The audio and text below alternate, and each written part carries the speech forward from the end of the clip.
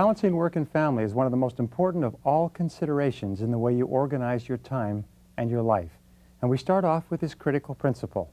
Number one is that your happiness should be your chief aim in life. You want somebody else's happiness, but your happiness. Your happiness shouldn't be second, it should be first. Because here's the rule. If ever you make somebody else's happiness or something else more important than your happiness, you may get that, but you won't ever be happy. Abraham Lincoln once said, the very best way to help the poor is not to become one of them.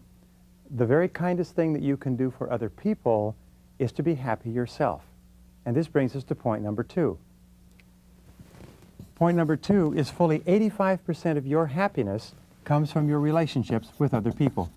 Fully 85% of your happiness comes from your relationships. Now what this also means is that fully 85% of all your problems also come from your relationships with other people. And one of the primary reasons why we have problems in our relationships, especially the most important ones, is because we don't spend enough time and we don't spend the right quality and quantity of time with them, which we'll deal with in this session. So here's the starting point. Here's a good question. It's, how would you spend your time if you learned today that you only had 6 months to live? How would you spend your time if you learned today that you only had 6 months to live? We asked this question earlier in this course, but the second part of this is, with whom? Who would you spend the time with, predominantly? What would you want to do with that person? Where would you want to go? How would you want to spend it? What would you want to get accomplished if you learned today that you only had 6 months to live? You see, the answer to this question will bring you face to face with what is really important to you. Sometimes in our sessions we say, imagine that it wasn't 6 months, but it was 6 weeks. Or that it wasn't 6 weeks, but suddenly you learned it was 6 days, and then 6 hours, and then 60 minutes. If you learned this very moment that you only had 60 minutes left in life, what would you do and how would you spend your time? Who would you want to talk to? Who did you think about when you thought about that question? Because that tells you a lot about what's really important to you.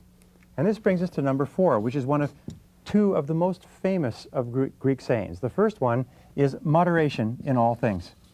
Moderation in all things is what the ancient Greeks said, and as a wise old man said, yes, but except for a few glorious exceptions. Moderation in all things means that you need balance between your work and your family life in order to be happy and in order to be successful. How can you tell when you're out of balance? You always experience being out of balance with stress, with anxiety, with irritation, with sleepless nights, with sometimes psychosomatic illnesses.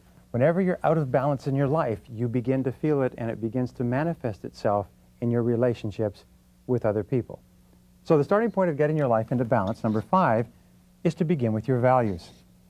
We talked about this before, but ask again. What are your values, and what is really important to you? What's really important to you? What do you really care about? Because it's only when you absolutely know what's most important to you that you start to feel happy. And here's the rule. Either you run your life by determining what's important to you, organizing the sequence of events, or your life runs you. And many people today are frantic, and they're unhappy, and they're anxious, and they're tense for a very specific reason. And it's because their life is running them because they have not put their hands onto the steering wheel of their own life, and they're not steering it.